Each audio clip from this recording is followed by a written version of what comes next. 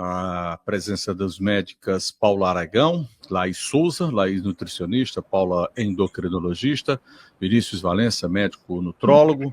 Vamos falar um pouco sobre o uso indiscriminado de medicamentos, o alerta, os perigos, principalmente esses medicamentos que são vendidos com aquela finalidade de emagrecimento.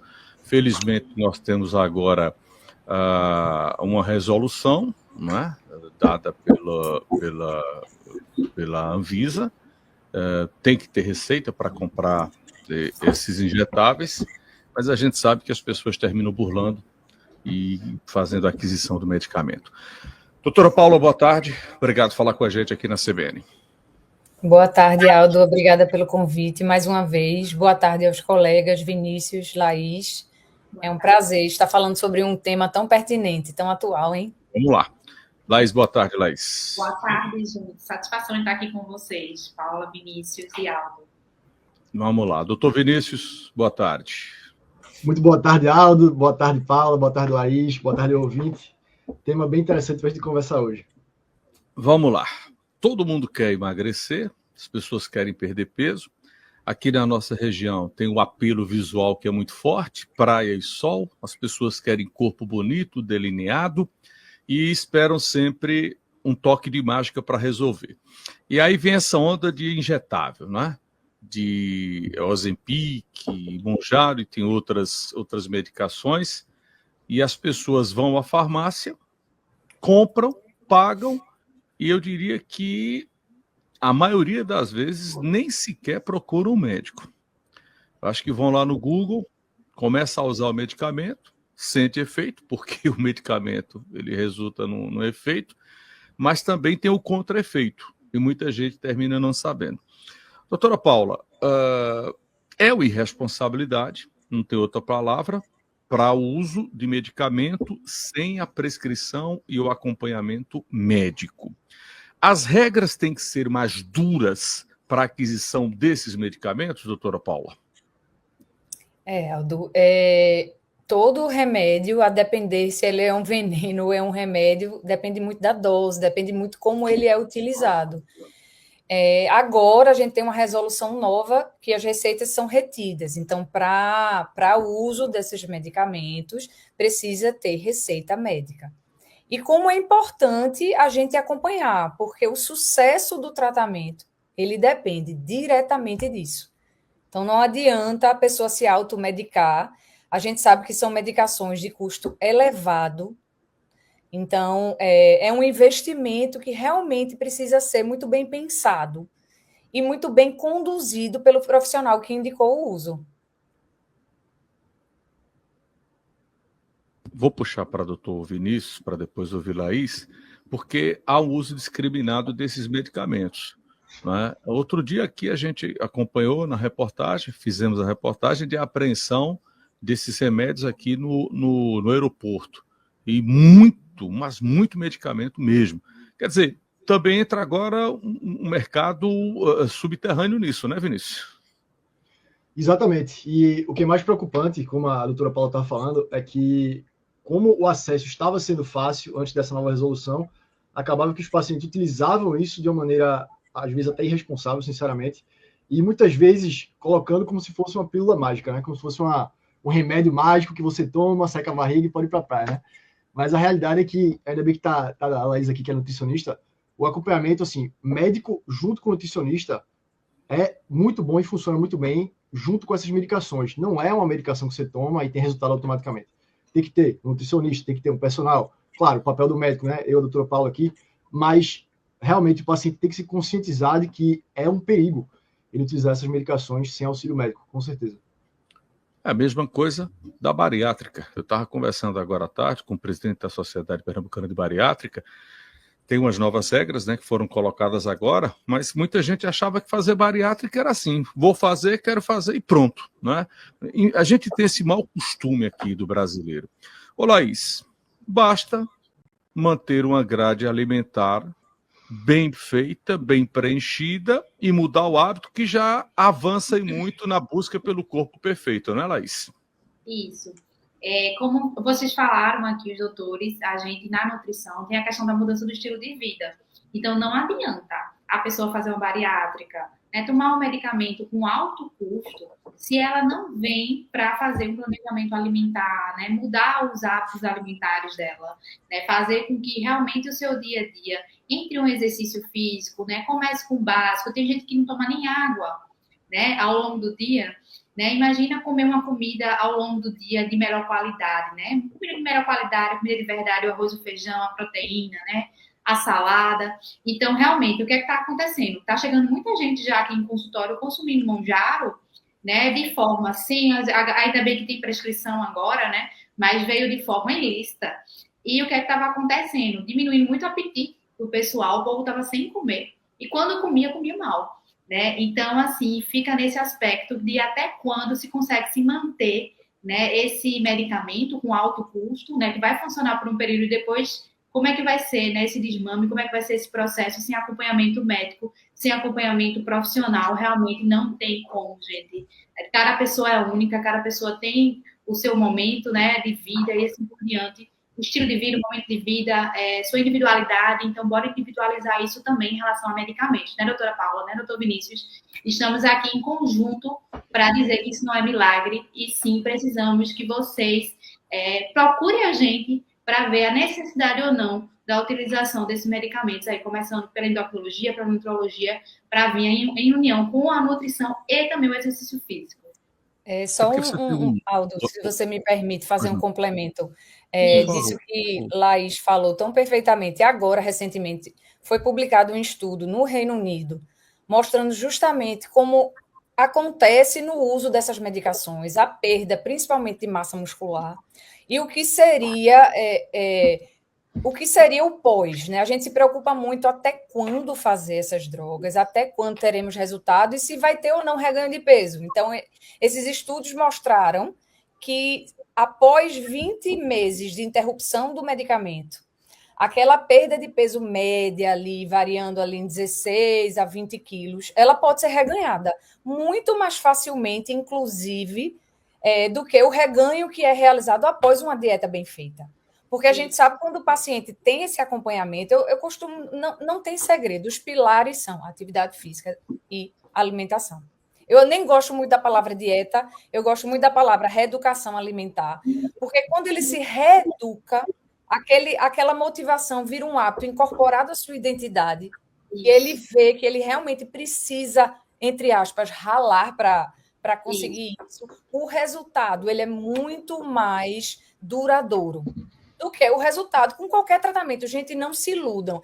Pode ser análogo de GLP-1, pode ser duplo agonista, pode ser triplo agonista, pode ser cirurgia bariátrica, pode ser o que for. Se não houver aí uma educação para entender a obesidade como doença crônica, se não houver um acompanhamento multidisciplinar com o nutricionista, com o profissional de educação física, uma mudança de paradigma nesse paciente, não há, como o Vinícius falou, não tem milagre. A gente vai ter um reganho de peso a longo prazo. Então, eu costumo dizer para os meus pacientes, calma, vai perder peso, mas não vai ser rápido, porque o rápido, você está sendo emagrecido pelo remédio. Você não está emagrecendo de uma forma natural e progressiva. Perfeito, Paula. Tem um componente aí, minha gente, que é interessante. Parece que as pessoas, por mais sábias e bem informadas que sejam, elas caem na desgraça do Instagram. Então, o que acontece? Todo mundo aí de Instagram fica prometendo o céu, fica prometendo tudo, e tem gente que embarca nessa sem procurar um profissional qualificado. Aí termina colocando a vida em risco, não é, Vinícius? Exatamente. E veja só, eu acredito que, assim, do ponto de vista motivacional, a gente sempre tem que buscar dar esperança para o paciente de que é possível emagrecer, porque, claro, tem pacientes que muitas vezes estão há anos sem conseguir emagrecer, já tentaram dietas diferentes, já tentaram outras medicações, talvez até o Ozempic, mas até ganharam o peso de volta. E eu acredito que a gente, como profissional de saúde, temos que divulgar que sim, é possível emagrecer, mas com essa responsabilidade que as doutoras estão falando aqui, com a responsabilidade de entender que não é você que vai ser emagrecido, você tem que ter o processo de autorresponsabilidade. A Paula falou sobre mudança de identidade. Tem um livro que eu gosto muito, eu até recomendo para o ouvinte ler, chamado Hábitos Atômicos. Não sei se vocês já leram, mas nesse livro eles falam exatamente sobre isso. Que o que acontece com 99% das pessoas que querem emagrecer? Colocam uma meta. Quero perder 20 quilos. E aí o que acontece? Quando não consegue perder 20 quilos em 2 meses, já fica frustrado, meu Deus, eu sou uma falha. Tudo bem, aí outras pessoas focam nos hábitos, vou melhorar a dieta, vou melhorar a atividade física, que é muito bom. Mas tem uma camada superior.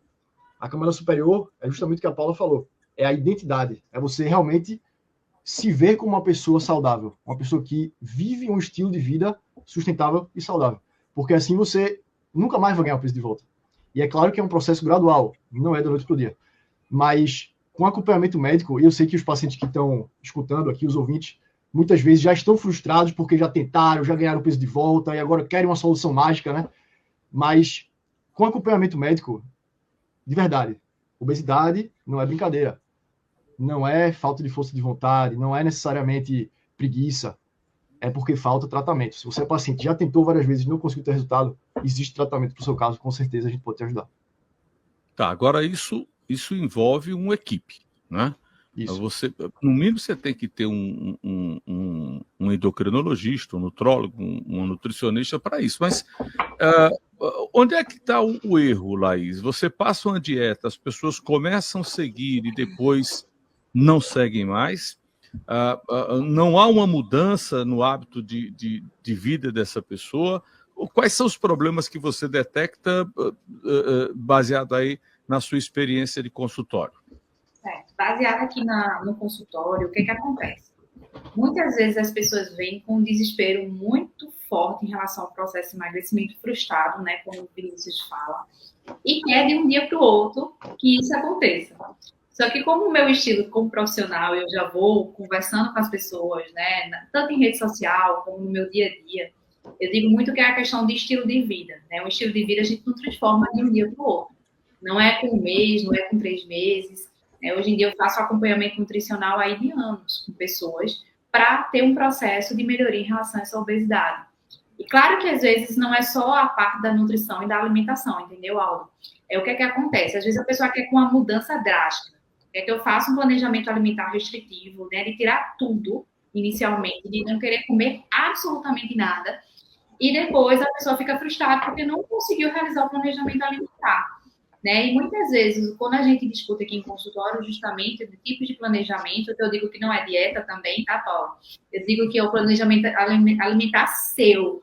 Então, ele tem que ter algo que também faça com que você, durante o dia, você consiga manter ele. Depende do teu trabalho, depende do teu estilo de vida, depende de tanta coisa, tem tanto fator, tem um fator emocional também que as pessoas esquecem, né? Diante desse peso, dessa obesidade que está aí por trás. E tem vários fatores que a gente observa em consultório para que não ocorra essa frustração, né? Então, esse acompanhamento nutricional e esse planejamento alimentar tem que ser da pessoa. Tem que ter o que a pessoa gosta ali, né? Na medida do possível. A gente tem que conversar bastante para não ser uma tortura. Porque eu vejo muito isso. As pessoas querem se autotorturar em relação à alimentação. Lá eu não quero comer nada. Eu estou gastando caro agora com Monjaro. Eu não estou comendo, não quero comer, não quero, né? Então, assim, acaba as pessoas, às vezes, restringindo muito e a gente sabe que isso não é sustentável, né? Então, quando vem para mim, eu digo, olha, restrição não é comigo, né? Eu vou trabalhar de acordo com a observação no todo de individualizada de cada pessoa, né? E para justamente a nutrição parar com isso. O povo achar que nutricionista é pessoas dietistas, né? Que vai fazer com que você emagreça na marra, e que ninguém gosta de nutricionista porque vai tirar o que a pessoa gosta. Então, não é isso, tá, gente? Bora tirar isso da mente, vamos tirar isso da cabeça. Nutrição são hábitos alimentares que são construídos. A gente não constrói hábito de um dia para o outro. Né? A gente começa a correr, a gente corre um pouquinho, depois vai melhorando, vamos caminhando primeiro, né, para depois chegar e correr, não chegar desesperadamente. Mas é isso que eu digo para vocês. Vamos diminuir essa frustração. É aquela coisa também, Laís, eu estava falando da internet, porque é outra tragédia. Toda hora a gente emagreça em 7 dias, vou lhe ensinar a emagrecer em 15 dias, perca 10 quilos em uma semana. E tem gente que ainda embarca nessas besteiras, doutora Paula. Eu não sei se é o desespero, né, que leva a pessoa a isso. O desespero não informado, né? Eu acho que falta muita informação de qualidade nas redes sociais, Eu, inclusive, não era muito aversa de, assim, há uns 2, 3 anos eu comecei mais a realmente entrar nesse mundo, era um pouco aversa a isso. Mas é importante, a gente precisa ter informação de qualidade também para o paciente. Essa questão da obesidade, de encarar a obesidade como doença, é algo muito importante, é muito estigmatizado. Então, é um processo que a gente tem que fazer de desestigmatização. E é muito interessante porque as pessoas, até inclusive médicos, acham que o obeso é obeso porque ele é preguiçoso, porque ele ingere uma quantidade calórica maior do que ele perde. Então, não entende que existem fatores, enzimas digestivas, hormônios ali intestinais. O obeso, na grande maioria das vezes, ele acaba tirando mais energia dos alimentos do que outras pessoas. Isso é idiosincrático, isso é da pessoa, não tem como ele modificar. Então, a microbiota intestinal, então, a qualidade das bactérias do seu intestino agindo aí para o que você vai ingerir de caloria e tudo mais. E sem falar dos fatores psicológicos, ambientais. A gente sabe com a revolução aí, com a modernidade, com a falta de tempo, as pessoas não têm tempo para fazer a comida, acabam comendo comidas ultraprocessadas, não tem tempo para fazer atividade física, não temos espaços verdes para a prática de atividade física. Então, são vários fatores que teriam que ser avaliados não só no consultório pelo médico em si, mas pela saúde pública. Tem que existir aí uma mudança governamental, política, o tipo de marketing, informação que é liberada na televisão. Então, assim, é muito profundo, né? A gente sabe o impacto disso. A obesidade, em 2050, 2 em cada 3 pessoas acima de 25 anos serão obesas. Então, assim, e o que traz disso, né, Aldo? De doença cardiovascular, de diabetes, de lipidemia, hipertensão e por aí vai. A obesidade é doença que chama doença, né? Isso. Agora, o doutor Vinícius, vamos lá. A gente sempre fala em hábitos saudáveis, né? Hábitos saudáveis. Para a gente começar a enfrentar uma perda de peso, praticar exercícios físicos, regular a alimentação, tentar ter uma saúde mental, deixar de estar no telefone o tempo todo, procurar uma leitura que venha satisfazer. Ambiente, tudo isso colabora e tudo isso leva para o emagrecimento saudável, né, Vinícius? Exatamente, você falou uma palavra-chave, Aldo, a palavra ambiente. Para mim, esse é o primeiro pilar que qualquer paciente deve influenciar, porque o ambiente é tudo. Então, se você mora, por exemplo, em uma casa que talvez tenha muito lanche, muito biscoito, talvez tenha outra pessoa que mora com você que está ali influenciando você para sempre comer um pouco a mais, vai ser muito difícil você ter resultado. Então, se o ouvinte pudesse aqui fazer uma tarefa rápida, seria repensar o que se tem em casa. Será que quando eu abro a minha geladeira em casa, eu olho apenas guloseimas, alimentos de alta caloria e tudo mais? Ou eu tenho um balanço, né, como a Laís falou, eu tenho um balanço ali, beleza, eu tenho ali um docinho, eu tenho um chocolatinho, que é legal ali de vez em quando, mas eu tenho ali 80% de alimentos saudáveis. Então, eu desafio para o ouvinte refletir sobre isso. O que é que eu tenho na minha casa hoje? O que é que eu tenho na minha geladeira hoje? E como é que eu posso fazer com que o ambiente ele me ajude? O que é que eu deveria deixar de comprar, talvez, para me ajudar a ter resultado? E eu diria outra coisa também, Aldo, que é extremamente importante, que as pessoas negligenciam muito, assim, absurdamente, que é um pilar chamado sono. Falam do Mounjaro, falam do Ozempic, falam da dieta mágica, da dieta da lua, o que quer que seja, mas a realidade é que se você não dorme bem, tudo fica mais difícil. Para pensar. Quando você dorme mal, dá vontade de fazer dieta, dá vontade de se alimentar bem, melhor dizendo, dá vontade de treinar, dá disposição, tudo fica mais difícil. Na endocrinologia, né? Existe a influência hormonal também. O paciente dorme mal, ele começa a aumentar os hormônios do estresse. Ele tem aquela fome, né? Talvez tenha acontecido já com algum ouvinte. E acordar, não dormir bem e acordar com muita fome. Então, o pilar do sono e o pilar do ambiente são essenciais, com certeza a alimentação e treino também, mas eu diria que se a gente conseguir atacar essas 4 frentes, o paciente vai ter resultado. O senhor falou uma coisa interessante, né, Laís e Paulo? Sono. Se você não dorme bem, é impressionante como o seu dia ele fica completamente comprometido, não é? você não tem... Tudo fica desregulado. Aí você junta isso com a alimentação inadequada, complica mais ainda, né, Laís? Isso, porque vai influenciando, né? O aumento do cortisol, o hormônio do estresse, consequentemente a pessoa tem mais vontade de comer doce, mais vontade de comer açúcar, e a partir disso fica um loopzinho, né? Que eu digo a todo mundo, que é justamente dorme mal, não faz exercício físico e come mal, e tá fadigado e cansado. Né? Então, são pessoas que sempre estão cansadas, fadigadas, justamente por falta desse sono de qualidade, né? Misturado também com a má alimentação, o excesso de açúcar, né? Que dá uma levanta e abaixa bem rápido o ânimo, o açúcar. Né? O açúcar anima, mas ao mesmo tempo, quando o ânimo cai também. Né? No final do dia, açúcar pede açúcar, né? Isso, a pessoa vai comendo e querendo comer mais açúcar, nutre, eu não estou conseguindo deixar de... geralmente o povo vem aqui pro consultório. Eu não estou conseguindo dormir. Aí começa todo o fator, né? Não, é comendo mais açúcar, mais carboidrato, mais lanches, né? E o sono também vai perdendo essa qualidade de estresse, do fim do dia e assim por diante. Hoje em dia a gente trabalha, né, também para essa melhoria aí de sono, né? Com higiene do sono. Às vezes, o que é higiene do sono? É você parar de ver televisão, né, de ver Instagram, de ver essas telas e se concentrar para dormir. O povo não se prepara para dormir, não. O povo quer dormir, simplesmente. O problema é que o ritual agora é o seguinte: as pessoas chegam depois da jornada diária e quando vai se preparar para dormir, mete a cara no diabo do celular e fica no Instagram só rolando tela. Então, ao invés de estimular o sono, estimula você ficar acordado, né? E isso pesa por todos os aspectos, né? Pesa muito. E a pessoa fica aí comendo. Aí vai ter um aumento de fome noturna. Porque a pessoa está acordada, estressada, com fome e besteira, né? Não tem a preparação para o dormir. E começa por aí, né? Para depois ir vendo realmente com médicos e por diante o roteiro completo para saber por que esse sono está ruim. Então, a gente também não pode julgar, né? Tem gente que tem muitos fatores para esse sono não estar legal. Mas esse aí é o basicão, a falta do básico, né? Do parar para dormir, se concentrar. Pelo que vocês estão dizendo aí, emagrecer não é uma única chave. São várias chaves para que chegue ao objetivo, não é, Paula? Isso. E só complementando aí, a rede social é a dopamina barata, né? O hormônio do prazer que você... E à medida que com o passar do tempo, você vai precisando de doses maiores, né? Exato. Então...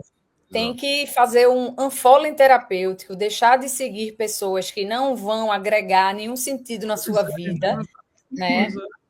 E procurar informação de quem realmente pode lhe dar essa informação. Deixar a rede social ali, ter aquele limite de uso, né? É importante. Tem um limite para diversão, mas também prudência, né? Vamos fazer o seguinte, vamos para o intervalo, tem informação de rede, já já a gente volta para dar sequência ao nosso bate-papo. Paulo Aragão, Laís Souza, Vinícius Valença. Na volta eu queria que vocês falassem sobre os perigos e os benefícios desses medicamentos para emagrecer. E tem algumas perguntas que eu vou passar para os senhores também, tá bom? Já já a gente volta. Seguimos pela CBN, nosso debate de hoje. Hoje a gente está tratando de emagrecimento, de certa forma, e cuidados que as pessoas devem ter no uso exagerado de medicamentos, ou não. Paulo Aragão, médico endocrinologista, Vinícius Valença, médico nutrólogo, Laís Souza, nutricionista. Vamos lá, a gente falou um pouco sobre o que leva uma pessoa a tentar perder peso, a compra desordenada de medicamentos, sem prescrição médica, mas vamos lá para a questão da efetiva ação do medicamento. Esses injetáveis, doutora Paula, Ozempic, Mounjaro, similares, eles são funcionais, eles têm um objetivo e cumprem, dependendo da prescrição e em se tratando de contraindicação. O que é que eles podem provocar com mau uso? Vamos lá, eu vou tentar explicar mais ou menos como é o mecanismo de ação de uma forma simples. Esses remédios, por isso que o nome são análogos, porque eles são parecidos, semelhantes a hormônios que a gente já produz no intestino, as incretinas. Esses hormônios que a gente produz no intestino, eles são produzidos, mas eles são rapidamente degradados. Então, a gente fazer uma dose extra desse hormônio levaria ao quê? A uma saciedade maior. Inclusive, os duplo agonistas, no caso a tirzepatida, que é o Mounjaro, ele acaba dando mais saciedade, ou seja, o período que você começou a comer, que você vai ter fome de novo. Já a semaglutida, que é o Ozempic, o Wegovy, ele é mais por um mecanismo de retardo do esvaziamento gástrico. Então, vamos lá, o que é que ele faz? No estômago, ele faz com que o alimento demore mais tempo para sair do estômago, vai para o intestino. Então, a pessoa se sente saciada. Ela não vai comer tanto porque ela está saciada. Comeu pouquinho, já fiquei bem. E ele tem também uma ação central no centro da fome, inibindo o apetite. Então, essas drogas, elas têm pouquíssimos efeitos colaterais. Os efeitos colaterais mais comuns estão totalmente relacionados com o trato gastrointestinal.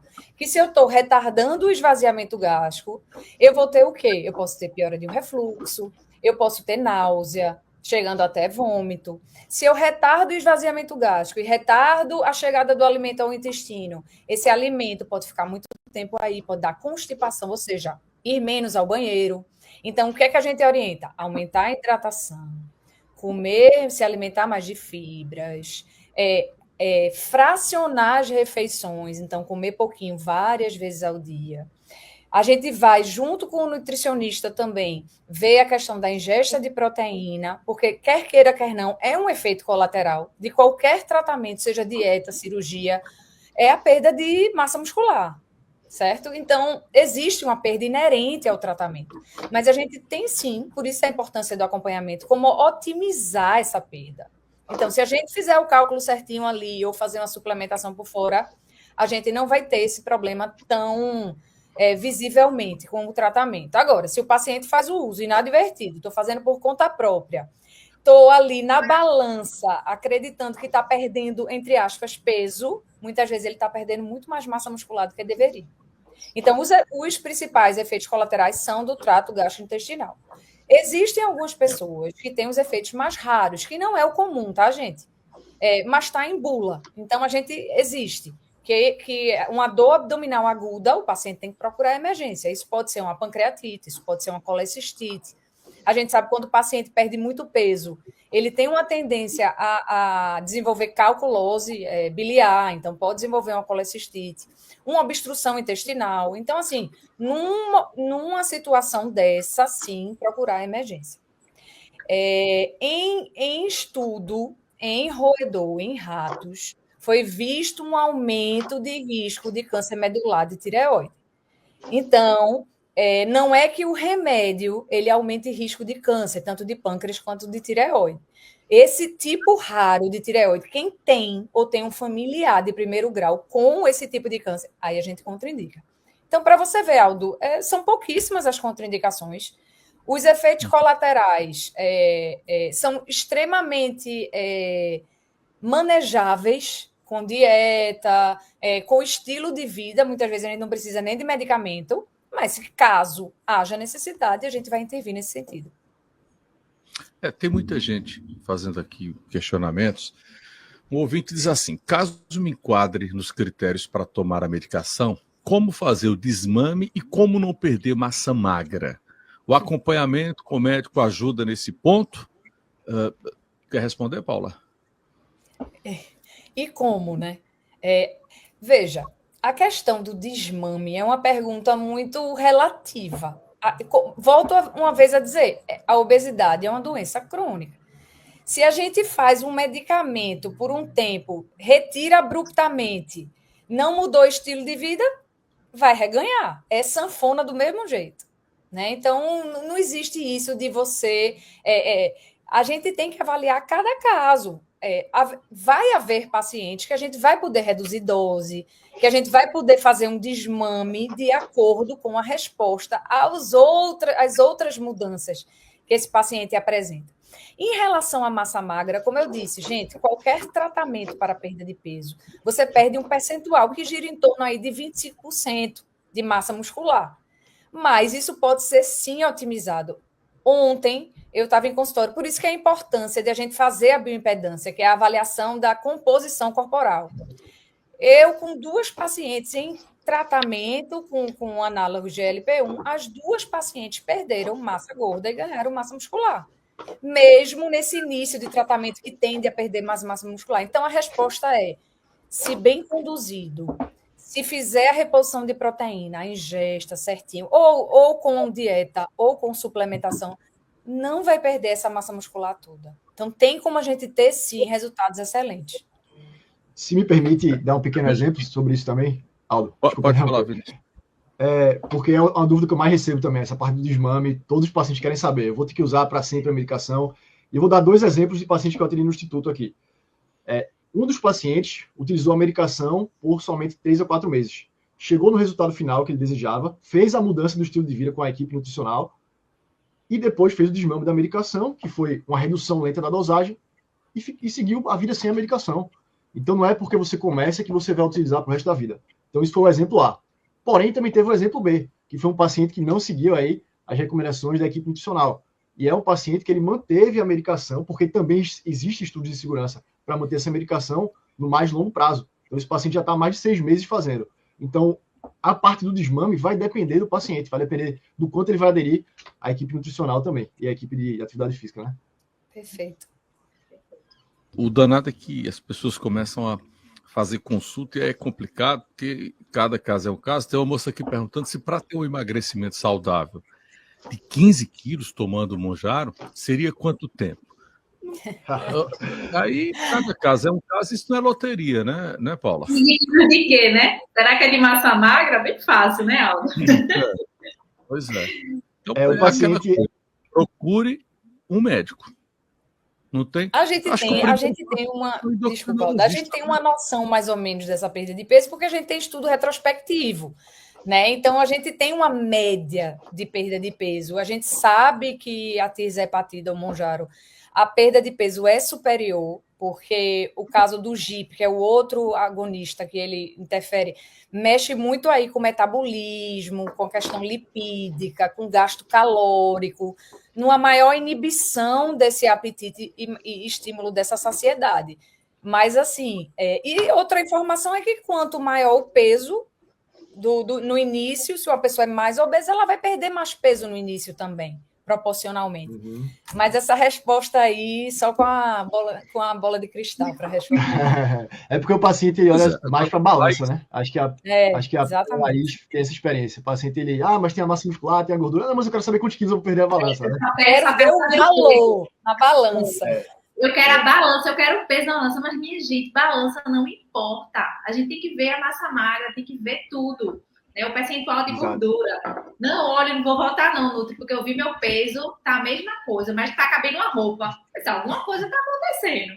Né? Então, tem isso também. As pessoas se encantam muito com balança. Eu tenho que ir aí para me pesar. Né? Ainda tem muito isso, infelizmente. Talvez as pessoas não queiram encarar o simples. Uma dieta razoável, Laís, a prática de atividade física, quer dizer, bons hábitos, certamente é a chave para isso, né? O remédio você pode usar, mas digamos que o remédio seja aquele gatilho que você só dispara mesmo quando necessário, né, Laís? Isso. Como o pessoal mesmo falou aqui, a obesidade é uma doença crônica, né? Mas muitas vezes as pessoas vêm para mim aqui no consultório e conseguem sem medicamento. Né? A gente tem muito fator positivo de mudança, virou a chave. Às vezes virada de chave, às vezes infelizmente vem associado com algumas doenças, né? Vem associado com a dislipidemia, com pré-diabetes, mas assim, faz com que a pessoa ela vire a chave para dizer, não, agora eu tenho que mudar. Né? E essa mudança também causa, muitas vezes, uma perda de peso legal no início. Né? Quando a pessoa vem com um peso bem alto para cá, né? Acima de 100 quilos, vamos dizer assim, 150, 120, né? Vamos pensar assim. A pessoa vem com um processo de melhoria em relação a isso, né? E eu digo logo, não vai ser de um dia para o outro, bora aos pouquinhos. E muitas vezes no início acontece uma perda de peso legal, né? Inicialmente, quando a pessoa começa a fazer um exercício, começa a fazer uma caminhada, começa a se alimentar melhor, tirar um refrigerante que a pessoa consome todos os dias, consome 2, 3 litros de refrigerante, já diminuiu um pouco, mas a gente ir reduzindo. Então, tem tudo isso de mudança de estilo de vida sem medicamento, né, que muitas vezes faz com que a pessoa ela realmente tenha um sucesso com a alimentação simples, né? A gente não tem nada absolutamente caro, a alimentação do dia a dia, né? Que a gente pode estar inserindo ainda. Tem gente que chega aqui sem comer fruta, a gente já coloca uma fruta. Tem gente que chega aqui sem tomar um café da manhã, sem almoçar direito, sem jantar, e assim a gente vai organizando o dia a dia da pessoa e fazendo com um estilo de vida saudável. Né? Essa virada de chave depende muito, tá, gente? Às vezes é uma foto que a pessoa se vê e não gosta, ou como eu falei, alguma coisa associada a isso. Agora, uma coisa, ô Vinícius, às vezes a obesidade, o ganho de peso, ele pode estar relacionado a hormônios, tem outros fatores também, idade, não tem, doutor Vinícius? Com certeza, e tem um estudo muito chocante que mostrou que cerca de 70% das pessoas que têm obesidade têm alguma influência genética. Então, às vezes, o ouvinte se identifica com isso que eu vou falar agora. Ele tem um amigo que talvez coma de tudo, mas não ganhe nenhum grama. E talvez o ouvinte se pegue pensando em usar o Mounjaro, porque qualquer coisa que ele come, ele já ganha 2 quilos na balança. Eu brinco assim, o paciente passou a 2 quilômetros de uma barraca de cachorro-quente e já ganhou 2 quilos. Porque, realmente, a genética é muito importante. E quando você fala da parte hormonal, também. Porque existem algumas condições, a Paula conhece muito bem, com certeza, que, por exemplo, quando um homem está com excesso de gordura, isso também pode reduzir os níveis de um hormônio chamado testosterona. E também, se ele já tiver redução desses níveis previamente, isso pode aumentar a chance dele desenvolver obesidade. Porque os hormônios são como se fosse uma orquestra do corpo, que também vai controlar a parte do peso. Na mulher, o exemplo que eu dou é na mulher que já está com seus 45, 50 anos, ali próximo da menopausa, já tem alguns hormônios também que vão começar a cair, e isso pode influenciar também no ganho de peso, com certeza. É muito comum a mulher passar dos 30, 40 anos e falar assim, doutor, tô com uma barriguinha aqui que eu nunca tive. O que é essa barriguinha aqui, doutor? Como é que eu faço para me livrar dela? Isso muitas vezes tem influência hormonal e também a influência genética que eu falei. Por isso que a obesidade não é preguiça, né? A obesidade é uma doença séria que a gente precisa tratar e realmente ter seriedade. É a deficiência estrogênica ali da menopausa. Exatamente. Muito sério, eu recebo muito aqui, viu, gente? Tá muito sério as meninas na menopausa que vêm para cá e lá isolam. Passou de 40, o que é que eu faço agora? Mas as meninas de 40 hoje são as de 20, viu? Elas estão Olha bem... que eu já tenho 40, hein? Cara de 20. Tá vendo aí? É verdade. Tá ratificando o que eu tô dizendo. É menina, Paula. Não tem isso, não. Não estamos velhos com 40. É verdade, é verdade. Mas isso é uma coisa bem verdadeira hoje. As mulheres de 50 anos hoje, elas têm 30. Né? É impressionante, né? Tem um ouvinte perguntando aqui quando o SUS vai disponibilizar as canetas. Pouco provável que isso aconteça, né? A gente está tentando lutar aí pela Lira, né? Para a Lira glutida entrar. Eu sou funcionária pública, já não vou nem dizer há quanto tempo, mas se bem que eu já falei minha idade aqui, né? Mas a gente está tentando, lutando aí para a Lira. Mas ainda é algo muito incerto. Olha, quem tem mais facilidade de perder peso? É homem, é mulher ou não tem essa é por igual? Isso. Paula, vá, comece, Paula. Olha, o que vocês podem responder por mim, seria ótimo, mas assim, depende muito da situação, né, gente? Eu digo a todo mundo que os meninos, quando eu atendo casal, geralmente os homens, eles têm uma tendência de perder mais peso rápido, mas isso varia muito, né? De tudo está associado, né? Esse estilo de vida, mudança em relação aos hábitos, mas eu não sei se vocês sentem aí, Vinícius. Sem dúvida. E os hormônios estão relacionados, né? Quando você vai para a questão hormonal, os hormônios são mais ingratos com as mulheres, né, Paula? Eu só vou complementar, depois É porque é muito assunto e a gente acaba ficando querendo falar, é muito interessante o assunto. Mas sim, o estrogênio e a testosterona estão diretamente relacionados. A gente sabe que a testosterona, só complementando, é um hormônio masculino, tá, gente? Mulher não tem indicação de fazer uso, mas... Vou repetir isso, por favor.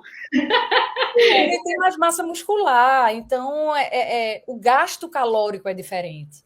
Né? E como o próprio Vinícius falou, existe essa obesidade relacionada ao hipogonadismo, que é a deficiência da testosterona. Ele pode ser funcional, que é no caso da obesidade, porque existe aí uma alteraçãozinha no enzima chamada aromatase e transforma a testosterona ativa na sua forma inativa.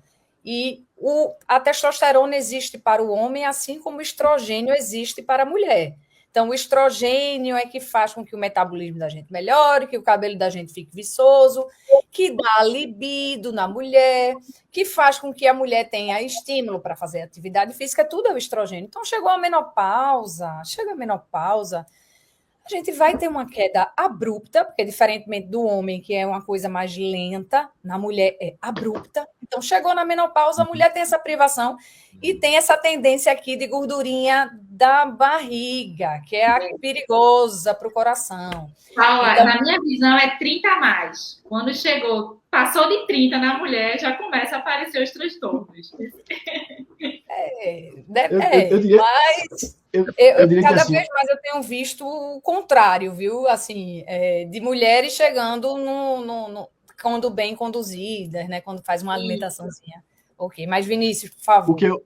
o que eu vejo é que, assim, realmente, na prática clínica, acho que as meninas vão concordar que o homem ele responde rapidamente ao tratamento, né? Ele realmente, a testosterona é bem mais alta no homem e ele vai ter um resultado mais rápido. Só que o que eu vejo também é que o homem demora a se cuidar, não é verdade? Verdade. O homem é o que menos vai. Geralmente é a esposa que leva, né, para o consultório. Ah, doutor, minha esposa me trouxe aqui. Então, o que eu vejo é isso, é que os homens eles respondem realmente mais rápido ao emagrecimento, mas a mulher se cuida mais e termina que eu acho que nesse jogo aí a mulher sai ganhando.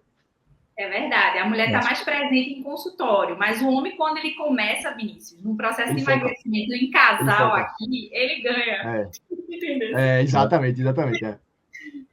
É porque de fato, são estruturas diferentes, né? A estrutura feminina, né? A estrutura masculina. Isso. Estão perguntando aqui se a versão em comprimido funciona do mesmo jeito que injetável. Acho que para essas injeções. Diga, Paula. A semaglutida, né? Que é o Ozempic. Vamos lá. Primeiro a gente tem que entender o que é o Ozempic e o que é o Wegovy. Ozempic é a semaglutida injetável para o paciente diabético. Vai até 1 miligrama, tá? Canetinha. O Wegovy é a semaglutida para o paciente obeso e é uma dose maior, até 2,4 miligramas. Foi visto no estudo com o paciente diabético que tinha esse efeito colateral de perda de peso, pegaram a droga e estudaram para obeso não diabético. E o que é a semaglutida oral, que é o Rybelsus? Agora, a gente só tem ele, só o único análogo. Até então, vai chegar mais coisa, tá vindo aí, mas até então o único oral é a semaglutida, o Rybelsus. Tem a dose de 3, de 7 e de 14 miligramas, que equivale a 0,25, 0,5 e 1 miligrama do Ozempic. Precisa ser tomado em jejum com bem pouquinha água, porque a gente costuma dizer que esse remédio ele só quer um motivo para não ser absorvido. E sim, podemos ter resultados muito interessantes com o oral. Depende muito de paciente para paciente. É bom lembrar que cada caso é um caso, né? Posso complementar uma coisa? Deve ser tratado de tal forma. Diga, Vinícius. Porque eu acho que o ouvinte ele também às vezes quer saber assim um ranking, né? O que é que gera mais resultado, o que é que gera em segundo lugar, terceiro lugar. Então, se fosse para falar assim, o que é que mais gera resultado de tudo, hoje disponível é o Mounjaro, que é a medicação injetável que a gente está o tema aqui hoje. Em segundo lugar seria o Wegovy, que é a semaglutida, né? Porque o Wegovy e o Ozempic, qual a diferença? É a dosagem. A medicação é a semaglutida. E o Wegovy seria em segundo lugar porque ele vai também gerar um resultado muito interessante, que é a semaglutida, uma dose mais alta. Depois viria o Ozempic, mas claro que isso varia muito. A gente está falando de estudos que são feitos com milhares de pacientes, né? Então existe segurança para usar todas essas medicações, mas também tem aquele paciente que talvez a Paula deve atender também, paciente que às vezes não quer se aplicar. Ele, poxa, não quero fazer a aplicação, eu tenho medo. E aí, realmente, nesses casos, é o caso que eu penso mais ali no Rybelsus. Seria e a gente acaba fazendo off-label mesmo. Exatamente. Aquilo que a gente vem falando aqui, né? Deve-se procurar um médico, vai para um endocrinologista, vai ao nutrólogo, vai a nutricionista, vai a um personal trainer, vai à academia. Eu acho que tudo, né, deve ter o seu rito. O que não pode é deliberadamente você embarcar em automedicação, e isso pode levar um fim não muito bom, né? Laís, então, boa alimentação, prática de atividade física, já é um bom começo para quem quer perder peso.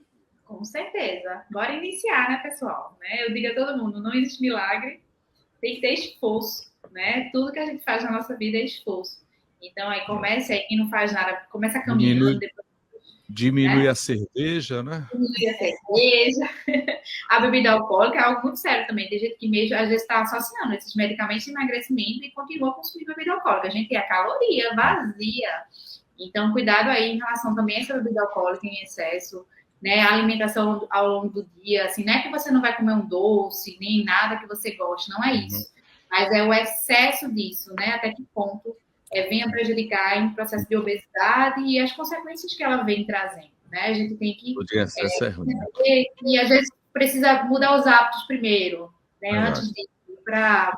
Obrigado, Laís. Até a próxima, viu? Obrigada. Paula, obrigado, doutora Paula. Até a próxima. Muito obrigada, Aldo. Até a próxima. Um prazer enorme. Muito obrigado. Até a próxima. Parabéns, Aldo, pela entrevista. Até a próxima. Um abraço forte para você, ouvinte. Para mim, até mais. Esse bate-papo nas redes sociais. Até o próximo encontro.